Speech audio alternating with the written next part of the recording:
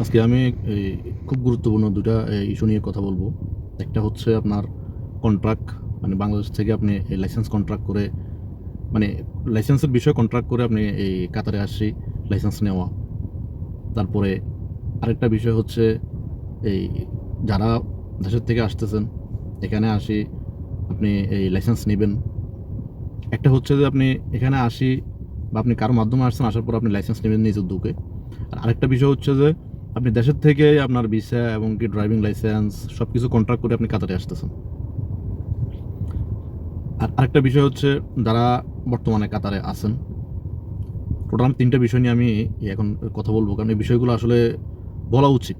আমি আরও এই ২-১টা ভিডিওতে আমি বলছি, আমি সব কিছু খোলাসা করে বলি, সব কিছু আমি বোঝানোর চেষ্টা করি।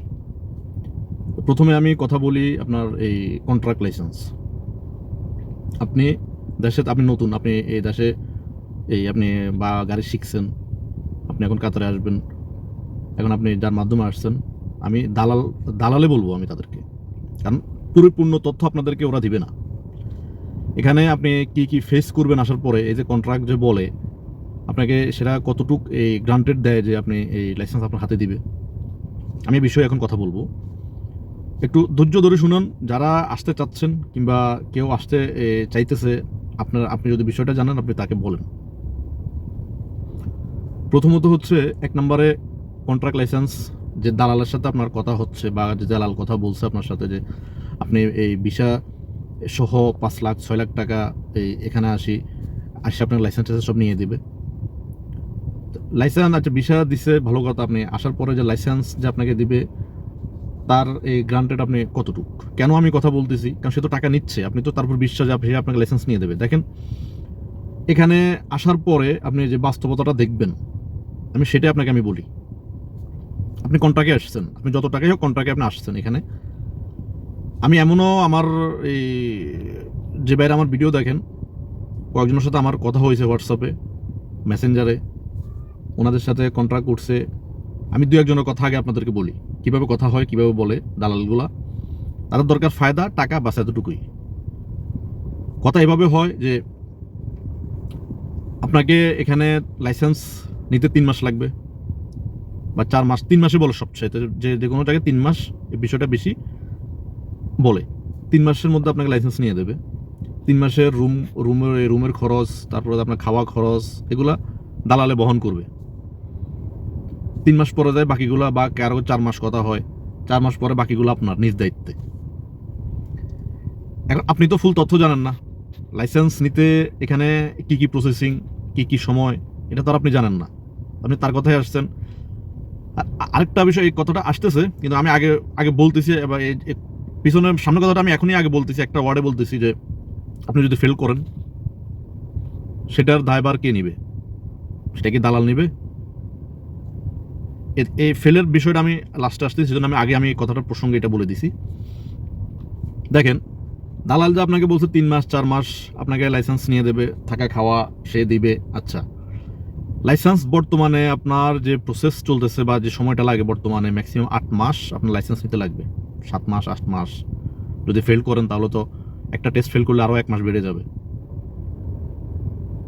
৩ মাস ৪ মাস আপনাকে দালালে যদি আপনাকে তারপর এই বাসা ভাড়া এগুলো খরচ আপনার থেকে ও দেয় বলতে কি, আপনার টাকা নেওয়ার সময় ওইগুলো নিয়ে নিস আপনার থেকে, এগুলো আপনিই দিতেছেন। আচ্ছা, আবার ৪ মাস পরে যে আপনি এই যে খাওয়া খরচ আরও ৪ মাস বা ৫ মাস, আল্লাহ যদি নসিবে রাখে লাইসেন্স যদি পেয়ে যান তাহলে তো পাইছেন। এখন এই ৪-৫ মাস পরে এবার দালালের সাথে আপনার সাথে হবে কথা কাটাকাটি, হবে ঝগড়া। কেন? রুম ভাড়া ম্যাক্সিমাম ৩৫০-৪০০ টাকা রুম ভাড়া, খাওয়া আছে ৩০০ টাকা, আপনার নিজের ব্যক্তিগত খরচ, স্কুল যদি দূরে হয় স্কুলের গাড়ি আছে, কিন্তু যদি আপনার এরিয়াতে না আসে তো আপনি একটু দূরে গিয়ে আপনি যে স্কুলে উঠবেন, স্কুল গাড়িতে উঠবেন, সেখানে একটা খরচ। ইন টোটাল আপনার এই বাংলাদেশের, মানে এই দেশের কাতারের রিয়াল আপনার প্রায় ৬০০-৭০০ টাকা আপনার মাসে খরচ আছে। ৪০০ টাকা রুম ভাড়া যদি ধরি, ৩০০ টাকা খানা, ৭০০ টাকা তো এখানে আসে। এবার ৭০০ টাকা বাংলা কত আপনার এই ৩০,০০০ টাকার মতো আসে। তাহলে আপনার প্রত্যেক মাসে আপনার ৩০,০০০ টাকা খরচ হবে। ২৫,০০০ আমি ধরলাম, ৩০ বাদ দিলাম, আমি আমি আমি ২৫,০০০ ধরলাম। তাহলে আপনাকে সম্ভব আপনি এতগুলো টাকা দিয়ে আসি, আপনি এই যে পরে আবার যে আপনি এই নিজের খাওয়া খরচ যে আপনি এইগুলো বহন করবেন, এটা আপনার দ্বারা সম্ভব? আচ্ছা, এই গেল এটা। তারপরে এবার আমি আপনাদেরকে এই স্কুলের প্রসেসটা আমি এক সংক্ষেপে বলে দিই। আমার এই নিয়ে ভিডিও আছে, চাইলে আপনারা দেখে নিতে পারবেন প্রসেসটা কী কী। প্রথম হচ্ছে আপনার সিগন্যাল টেস্ট আপনি যেদিন যাবেন স্কুল ভর্তি হয়ে আপনাকে একটা অ্যাপস দিয়ে দেবে, 1 মাস পর আপনাকে এই টেস্টটা দিয়ে দেবে, সমস্যা নাই, টেস্টটা আপনি পাবেন। এই 1 মাস আপনাকে অ্যাপসটা দেখার জন্য দিবে, দেখে আপনি এই কম্পিউটার টেস্ট হয়তো 1 সপ্তাহ পরে বা 3 দিন পরে 5 দিন পরে মানে যখন ডেট দিবে 1 মাস পরে, তখন হয়তো আপনার টেস্টটা হয়ে যাবে। এবার আপনি শিডিউলের জন্য, যে রোডে আপনি গাড়ি চালাবেন, শিডিউলের জন্য মানে 1 মাস 2 মাস 2.5 মাস পর্যন্ত আপনি বসে থাকতে হবে। শিডিউলটা পাওয়ার পরে আপনি শিডিউলটা পেলেন, ইন টোটাল এখানে ধরেন আপনি 2 মাস পরে পেলেন ধরলাম, তাহলে আপনার টেস্টে গেছে 1 মাস, আপনার শিডিউল পেতে গেছে 2 মাস 3 মাস এখানে গেল। এবার আসেন আপনার রোড ট্রেনিং। আপনার 7 দিন তো 7 দিন রোড ট্রেনিং হবে না, সপ্তাহে হয়তো অনেকের 2 দিন, অনেকের 3 দিন, কারণ স্টুডেন্ট বেশি যে কারণে কন্টিনিউ হয় না। সপ্তাহে কারো 2 দিন দেয়, 3 দিন দেয়। তারপর আপনি এই 20টা ক্লাস শেষ করার পরে যে আপনি এই রোড টেস্ট পাবেন, তো 20টা ক্লাস আপনি যদি সপ্তাহে 2 দিন করে করেন, তাহলে আপনার লাগতেছে কয় মাস? ওইটা শেষ করার পর আপনাকে আরও 1-1.5 মাস পরে, বা 1 মাসও লাগতে পারে, 1.5 মাসও লাগতে পারে, 2 মাসও লাগতে পারে, আপনাকে টেস্ট দিবে, রোড টেস্ট। তারপর আপনি এই 2 মাস মাঝখানে আপনি বসে রয়েছেন, তারপর আপনি যদি ওই টেস্ট আপনি যদি পান, আল্লাহর লাইসেন্স পাইলে তো পাইলেন, না পাইলে আপনি আরেকটা টেস্ট আপনি সরি, এর ভিতরে ফার্কিং আছে, আপনি আগে ফার্কিং দিতে হবে। ফার্কিং হয়তো 1 সপ্তাহ পরে দিয়ে দেয়, সমস্যা নেই। ফার্কিংয়ের পরে যে আপনি রোড টেস্টটা পাবেন, সেটা ওই যে বললাম না 2 মাস পরে আপনি পাবেন। আপনি ইন টোটাল আপনি সব কিছু হিসেব করেন, আপনি যদি এই প্রথম রোড টেস্ট আপনি ফিল করেন, যদি আরেকটা টেস্ট আপনার থাকে, তাহলে আপনি ওই টেস্টের জন্য আরও 1-1.5 মাস আপনি অপেক্ষা করতে হবে। এবার দেখেন প্রসেসটা দেখেন, 6-7 মাস 8 মাস প্রসেস। আপনারা তো পুরোপুরি জানেন না, বিষয়গুলো আপনাদের জানা উচিত। আপনারা দালালের কথাই ধরে আপনারা আসবেন না, আগে আপনারা বিস্তারিত জানেন। কাতারে কেউ থাকলে তার থেকে বিস্তারিত জানার চেষ্টা করেন, তারপরে যে আপনি কাতারে আসেন।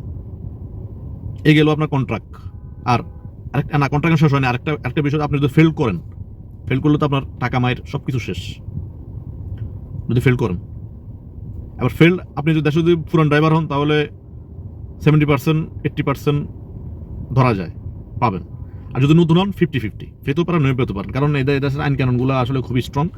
আর যারা লাইসেন্স পায় নসিব, এতটুকুই বলবো। আর এর থেকে যদি বিস্তারিত আপনি জানতে চান, তাহলে আপনার যদি পরিচিত কেউ থাকে, আপনি এই লাইসেন্সের বিষয়ে আপনি তার থেকে আপনি জেনে নিতে পারেন। কারণ আমি পুরো বলতে গেলে আমার ভিডিও 1-1.5-2 ঘন্টা ভিডিও হয়ে যাবে। আর আরেকটা বিষয়, যদি আপনি ফেল করেন, আপনাকে দালালে টাকা ফিরে দিবে না।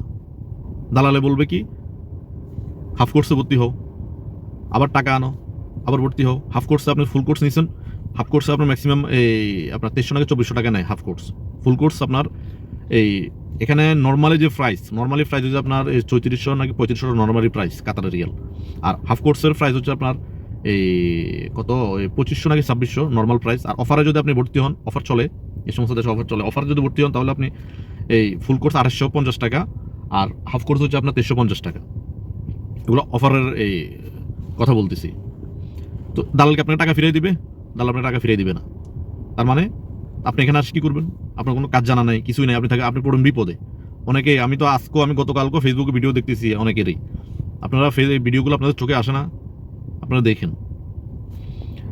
তারপরে এবার হচ্ছে যে যারা বাংলাদেশ থেকে আসে এখানে লাইসেন্স নেবেন, কন্ট্রাক্ট আমি বলে ফেলছি, এখন শুধু নর্মাল যারা এই ভিসা দিয়ে আসি এখানে লাইসেন্স নেবেন, ফ্রি ভিসা বা কোম্পানি ভিসা যারা আসতে চাচ্ছেন, তাদের উদ্দেশ্যে আমি বলবো, আপনি পুরো ইনফরমেশন জেনে আপনি আসবেন। আর আপনি দেশে যত বেশি গাড়ি চালাবেন, যত পুরনো হবেন, আপনার জন্য তত আসান। এখানে আপনি ওখান থেকে যদি আপনি ভালো মজবুত হয়ে শিখে আসতে পারেন, এখানে আপনার জন্য ইজি। আপনি যদি ওখান থেকে যদি ভালোভাবে আপনি এই সব কিছু, বা পুরান হলে তো কোনো কথাই নেই, পুরান হলে এই সমস্ত দেশে আপনি পাবেন, কোনো সমস্যা নাই। ফ্রিতে যদি অন্য কোনো কান্ট্রির হন, তাহলে তো কোনো কথাই নেই। আর বাংলাদেশের লাইসেন্সের এখানে কোনো ভ্যালু নেই। আপনি নতুন, কিংবা আপনি দেশে গাড়ি চালাইছেন, অন্য কোনো দেশে লাইসেন্স নাই, তাহলে আপনার জন্য ইজি নর্মাল বিষয়টা, আপনি লাইসেন্স নিতে পারবেন। নতুন যারা, তাদের জন্য একটু ক্রিটিক্যাল, কারণ নতুন ধরেন এখানে নতুনদেরকে যে স্কুলে যে ট্রেনিংটা দেওয়া হয় 40 দিনের, এই স্কুলের ট্রেনিংয়ের সাথে সাথে যদি বাইরে আপনার কোনো রিলেটিভ বা কোনো পরিচিত ভাই ব্রাদার থাকে, তাহলে আপনি তার থেকে যদি একটু বাইরে তালিম নেন, তাহলে আপনার জন্য বেটার। কিন্তু স্কুলের যে ট্রেনিংটা দেয় নতুনদের জন্য, ট্রেনিং ঠিক আছে, কিন্তু ভয় ভীতি এগুলো আপনার দৌড়ানোর জন্য বা স্ট্রং হওয়ার জন্য আপনি যদি বাইরে এক্সট্রা ট্রেনিং পান, তাহলে আপনার জন্য বেটার, লাইসেন্সের জন্য বেটার।